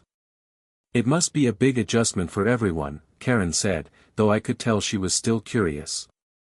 As the evening wore on, I felt a mix of pride and protectiveness. The kids were handling themselves remarkably well, but I knew that we still had to navigate the murky waters of family dynamics. Eventually, I pulled Matt aside, noticing the look of concern etched on his face. "How are you holding up?" I asked, sensing his unease. "I don't know. I just don't want to mess up again, especially in front of everyone," he admitted quietly. "You're doing great. Just be yourself, and let the kids see you being genuine," I reassured him. But as the night continued, I couldn't shake the feeling that we were still on the precipice of something deeper. I felt a sense of impending change looming, and while I hoped it would lead us to healing, I also knew that we had to brace ourselves for whatever challenges lay ahead. As we wrapped up the evening and said our goodbyes, I took a moment to reflect on the journey we had undertaken together. We were all still healing, still navigating the complexities of our new family dynamics. But I knew one thing for sure: no matter what happened, we would face it together, one step at a time. The holidays passed in a whirlwind of activity, laughter, and bonding, but I could still feel an undercurrent of tension simmering beneath the surface. As much as we had made strides, I knew that navigating the complexities of our new family dynamic was an ongoing process. With every gathering, I could sense the kids grappling with their emotions and trying to find their place within this blended family. As January rolled in, I decided it was time for another family meeting. I wanted to create a safe space for the kids to voice their feelings and continue fostering open communication. I knew that setting the stage for honest discussions would help them process everything they had experienced over the holidays. One evening, after dinner, I gathered everyone in the living room. "Hey, everyone. I thought it might be a good time to check in with each other. How are you all feeling about everything?" Lily shifted in her seat, looking a bit uncertain. "I don't know. I guess it's still kind of weird having Mia here," she admitted, her voice soft. "That's okay, Lily," I said gently. "Change can be tough, and it's normal to have mixed feelings. I want you to know it's perfectly fine to express how you feel." Mia, who was sitting cross-legged on the floor, glanced up at Lily, her expression a mix of hope and apprehension. "I just want to be friends," she said quietly. "I don't want to make things harder for you." Lily looked at her, her eyes softening. "It's not your fault. I just need time to get used to everything," she replied honestly. "I understand," Mia said, her voice filled with sincerity. I'm glad I'm here, but I don't want to make you feel bad. Jake, who had been quietly listening, piped up, I think it's fun. I like playing with Mia. His innocent enthusiasm brought a smile to my face, and I could see the tension easing just a bit. Matt, who had been sitting quietly, spoke up. I want both of you to know that it's okay to feel whatever you're feeling. We're all adjusting to changes together, and it's a process. The atmosphere felt lighter as we continued to share our thoughts. I encouraged the kids to talk about what they loved about each other, highlighting the strengths that Mia brought to our family. I watched as they began to share stories and laughter, and I felt a sense of pride swell in my chest. After the meeting, I pulled Matt aside. I think this is really helping the kids. They need to know they can express their feelings without fear of judgment, I said.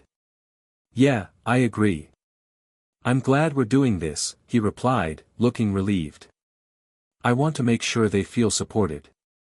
The following weeks were filled with therapy sessions, family activities, and ongoing communication. Mia started to blossom, becoming more confident in her place within our family. I saw her laughter mingling with Lily and Jake's, and it filled my heart with joy.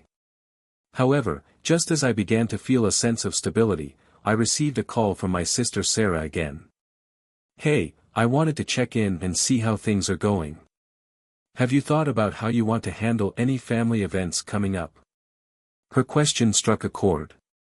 I had been so focused on the day-to-day aspects of our family that I hadn't considered how upcoming gatherings might affect the kids. I sighed, realizing the challenges ahead. Honestly, I'm a little nervous. I want to protect the kids from judgment, but I also don't want to isolate Mia. I understand. It might be worth discussing boundaries with everyone beforehand. You can let them know what you're comfortable sharing and what you'd like to keep private, she suggested. Yeah, that's a good idea. I just want everyone to feel safe, I replied, my mind racing with possibilities. That weekend, I gathered the family again to discuss the upcoming events. I think we should talk about how we want to approach family gatherings in the future, I said, looking around the room. Matt nodded. I agree. It's important that we set boundaries and communicate openly about what we're comfortable with. Lily looked thoughtful. What if people ask about Mia again? I smiled at her. Then we'll handle it together. We can say that she's part of our family and that we're all learning how to support each other. If anyone makes you uncomfortable, you can always come to me or Dad. Mia chimed in, I don't want anyone to feel bad about me being here. Then we'll make sure to stand up for each other, I replied. You're part of our family now, and we want to protect that. The kids nodded, and I could see their confidence starting to grow. We spent the rest of the evening brainstorming how we could create a family mantra, something that would remind us of our commitment to each other, no matter the challenges we faced. As we wrapped up the meeting, I felt a renewed sense of hope. I knew that the road ahead would still have its bumps, but we were slowly building a foundation of love and support. But just as I began to feel optimistic, an unexpected twist loomed on the horizon. A few days later, I received another phone call, this time from Matt's parents. Hi, we'd like to come over and talk, his mother said, her voice serious. I felt my heart drop. Sure, when are you thinking? Tomorrow afternoon would work, she replied. As I hung up, I turned to Matt, who had just walked into the room. Your parents want to come over tomorrow to talk, I said, my voice filled with concern. What do you think they want to discuss? He asked, anxiety creeping into his tone. I'm not sure, but it feels serious. We need to be prepared for whatever it might be, I replied, trying to keep my voice steady. The next day, I found myself pacing the living room, nerves churning in my stomach. When Matt's parents arrived, I could see the concern etched on their faces. Thank you for having us, his mother said, her tone somber. We wanted to talk to you about how things are going with the kids and the family dynamics. I nodded, feeling the weight of their scrutiny. We've been making progress, but it's still a work in progress, I replied, trying to maintain a calm demeanor. Matt's father cleared his throat. We've been hearing things from family and friends. We want to ensure that the kids are okay, and we're concerned about how everything is affecting them. I felt a knot tighten in my stomach. We're doing our best to support the kids and help them adjust to the changes. It's been tough, but we're working through it together, I explained. We just want to make sure you're all handling this in a healthy way, his mother said, her concern palpable. As they continued to express their worries, I could feel the tension rising in the room. I wanted to defend our family and the progress we had made, but I also knew that they had valid concerns. Matt interjected, "We're committed to being there for the kids and making this work. They're adjusting, and I'm working hard to rebuild their trust." But I could see the skepticism in their eyes. I knew that while they wanted to help, they were also struggling to understand the complexities of our situation. As the conversation continued, I felt a mix of frustration and determination. I wanted to protect my family and ensure that the kids felt safe and supported, but I also recognized the importance of family communication. By the end of the meeting, we had established some common ground, but I could sense that this wouldn't be the last time we would have to address the concerns of our extended family. It was a reminder that while we were making progress, there would always be challenges on the horizon. That evening, I turned to Matt as we cleaned up after dinner. "I think we handled that well, but I'm also worried about how this will affect the kids," I said, feeling the weight of the conversation still heavy on my shoulders. "Me too," he replied. "But we'll keep supporting them and make sure they know they can come to us with anything." We both knew that our commitment to each other and our family was stronger than the judgment we might face from others.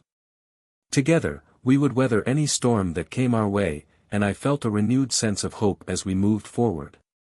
In the weeks following the conversation with Matt's parents, I felt an ongoing sense of vigilance. The concerns they raised were valid, and I knew we had to be proactive in ensuring the kids felt supported and secure in their new family dynamic.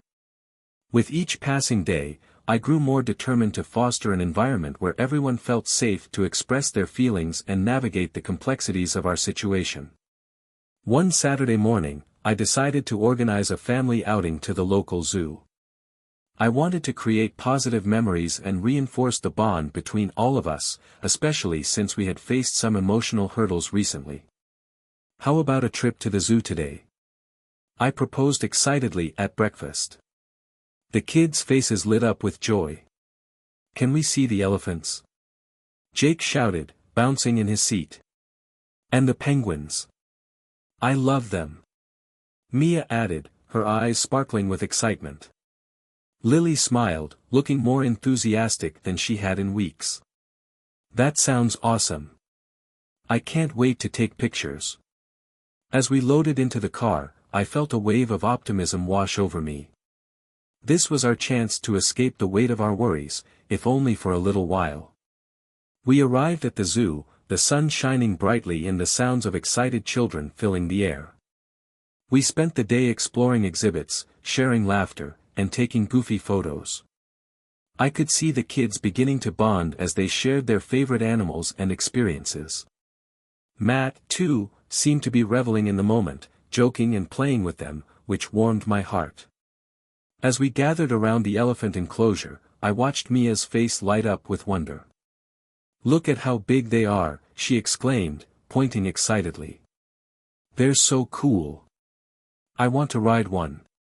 Jake chimed in, his imagination running wild. Lily laughed, "You can't ride an elephant, silly. But you can feed them." I snapped photos of their joyful expressions, feeling a sense of peace settling in my heart. These were the moments I wanted to cherish, the pure happiness of being together as a family. But as we continued our day, I felt a familiar twinge of anxiety creeping back in. I knew that while we were having fun, we couldn't avoid the reality of our situation.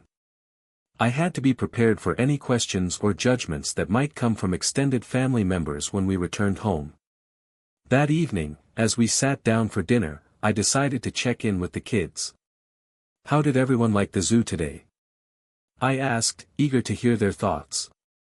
"It was the best day ever," Mia exclaimed, her smile wide. I loved seeing the monkeys. They were so funny. Jake added, bouncing in his seat. Lily nodded in agreement. Yeah, it was really fun. We should go again. I felt a warmth spreading through me at their enthusiasm. I'm so glad you all had a great time. I think it's important for us to create more fun memories together.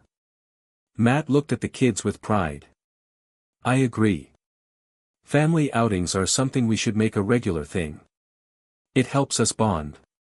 As the evening continued, I felt a sense of contentment settling in.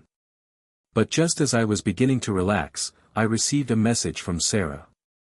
Hey, I heard some things about the kids at the family gathering.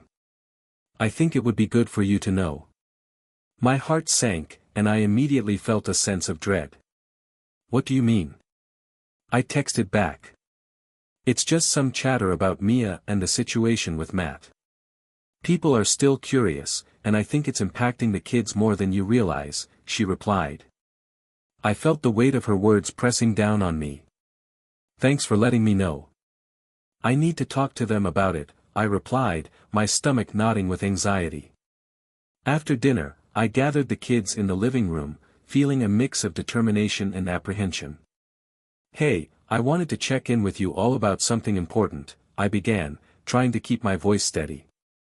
They looked at me, curiosity etched on their faces. What is it, Mom? Lily asked. I heard some comments from family about how you're all feeling with Mia here, I explained. I want to make sure you're both comfortable and that you can express how you feel. I watched as Lily's expression shifted to concern. Is someone saying mean things? She asked, her voice trembling slightly. Not necessarily mean, but just some questions about the changes in our family, I clarified. I want you both to know that it's okay to talk about how you feel, and it's also okay to set boundaries with anyone who makes you uncomfortable. Mia looked down, her brows furrowing. I don't want to be a problem. I just want to fit in. You're not a problem, Mia, I reassured her. You're part of our family, and we're all learning how to navigate this together. If anyone says anything that bothers you, you can come to me or Lily. Yeah, we're a team, Lily added, her voice gaining strength. As we talked, I could see the kids beginning to open up. They shared their feelings about family gatherings, the questions they had encountered, and their hopes for the future. I felt a sense of relief as they articulated their emotions, and I was proud of their courage. After our discussion, I turned to Matt, who had been quietly observing. I think it's important for us to remain united as a family. We need to support each other, no matter what anyone else says, I said, hoping to reinforce our commitment. I agree, he replied, his expression serious. We're going to face this together, and we'll make sure the kids know they're loved no matter what. As the days passed, I felt a sense of renewed strength within our family. We were working through our challenges together, and while the outside world could be overwhelming, I knew we had each other to lean on. But just when I thought we were on stable ground, another challenge emerged. A few days later, as I was preparing dinner, I received a call from Matt. Hey, I need to talk to you about something, he said, his voice tinged with urgency. What is it? I asked, my heart racing. I just got a call from Child Protective Services, he said, and I felt my stomach drop. They want to meet with us to discuss our family situation. Why? I asked, panic rising in my chest. They received a report from someone about our family dynamics and wanted to check in on how things are going. I don't know who called, but we need to be prepared for the meeting, he explained. I felt a surge of anxiety as I processed his words. When is it scheduled? Next week, he replied. As the weight of the situation settled in, I knew we had to approach this meeting with transparency and unity. We'll handle this together, just like we've been doing, I assured him, trying to keep my voice steady. Right, he said, though I could hear the concern in his voice. I just want to make sure we're doing everything right for the kids. Me too, I replied, feeling the gravity of the situation. Let's focus on being honest and showing that we're committed to each other as a family. That night, as I lay in bed, I couldn't shake the feeling of unease. I knew we had made progress, but the thought of external scrutiny was overwhelming. I had to remind myself that we were stronger together, and we would face whatever challenges came our way. As the day of the meeting approached, I felt a mix of determination and apprehension. We had to present a united front and show that we were committed to being a supportive family. I gathered the kids to prepare them for the meeting, wanting to reassure them that everything would be okay. "Hey, guys, I want to talk to you about the meeting with CPS next week," I began, looking at their faces closely. "What's going to happen?" Lily asked, concern in her eyes.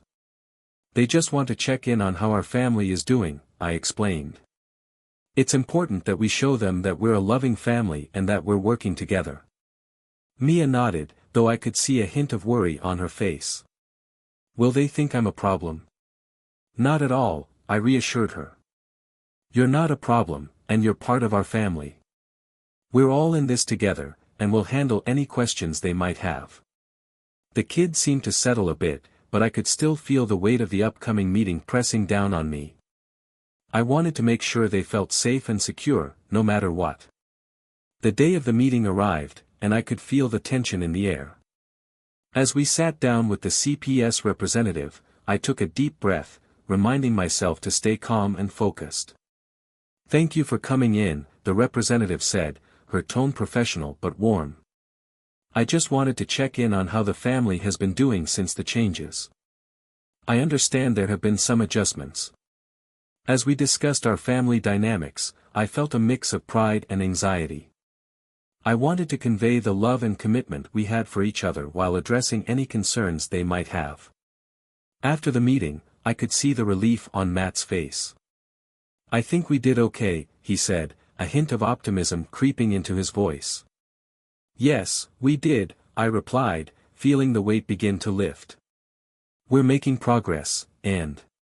As we left the CPS office, I felt a sense of relief mixed with excitement. The meeting had gone better than I had anticipated, and the representative seemed genuinely impressed with our commitment to being a loving and supportive family.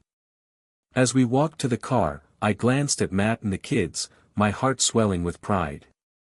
"You guys did great," I said, beaming at them. "I'm so proud of how we handled that together." "Yeah, it wasn't so bad." Jake chirped, his face lit up with a smile. Lily, who had been quieter, nodded slowly. "I think it's good that they see how we really are," she said, her confidence growing. As we drove home, I felt a wave of optimism wash over me. We had faced so many challenges, but we were learning to communicate, support each other, and create a strong family bond. I couldn't help but feel that we were finally on the right path. That weekend, in a burst of inspiration, I suggested we have a family celebration to mark our progress. "How about a family day, where we do all our favorite activities?" I proposed excitedly. "Yes. Let's go bowling," Jake shouted. "And we could have a picnic in the park afterward," Mia added enthusiastically. Lily thought for a moment before smiling. "And we should make a scrapbook of all our memories from this year." I loved the idea. "That sounds perfect. Let's document our journey together." The day of our family day was filled with laughter, friendly competition, and countless memories. As we bowled, I watched as the kids cheered for each other, their faces beaming with joy. Matt even surprised us all by rolling a strike, and the kids erupted into applause. Afterward, we headed to the park for a picnic. As we spread out the blanket and unpacked our food, I looked around at my family, feeling an overwhelming sense of gratitude. "I want us to make this a tradition," I declared. "Every year, we'll celebrate our journey together as a family." As the sun began to set, casting a warm glow over the park, we gathered to take pictures, capturing our joy and togetherness. With each click of the camera, I felt like we were solidifying our bond, marking our resilience through the trials we had faced. Later, as we sat together sharing stories, Matt turned to me, a thoughtful expression on his face. "I've been thinking. I want to create something for us as a family. Something that reminds us of where we've been and how far we've come." "What do you mean?" I asked, intrigued. "I want us to write a family mission statement. Something that embodies our commitment to each other, to love, and to support one another, no matter what challenges arise," he explained passionately. I smiled, feeling a rush of excitement. "That's a fantastic idea. We can include all our values, our hopes for the future, and what family means to us." With the idea solidified, we spent the rest of the evening brainstorming and writing down our thoughts. Each family member contributed, and I watched as Mia found her voice, sharing what family meant to her. The process brought us closer, as we acknowledged our past struggles while celebrating the hope that lay ahead. As we finished, I looked around at my family. This will be our guiding light. Whenever we face challenges, we'll look back at this and remember what we stand for. Just then, a soft wind blew through the park, rustling the leaves above us, as if nature itself were affirming our commitment. It was a beautiful, poignant moment that felt almost magical.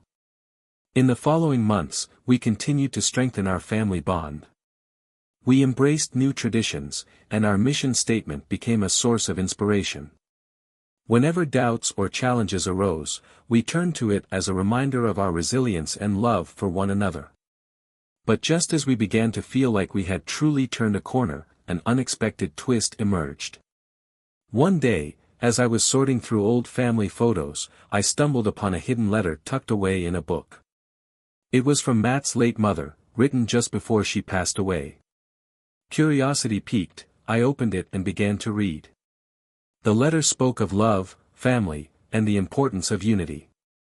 It also contained a surprising revelation. Matt's mother had been working on creating a family legacy, a reunion plan for the extended family that included everyone, even those who had been estranged. Overwhelmed with emotion, I rushed to show it to Matt. "You need to see this," I said, handing him the letter. He read it silently, his expression shifting from surprise to contemplation. "I had no idea she was working on something like this," he said, his voice thick with emotion. "This could bring everyone together again. Maybe it's time to take that leap," I suggested. "We can use this as an opportunity to bring the family together, to show them how far we've come as a family unit."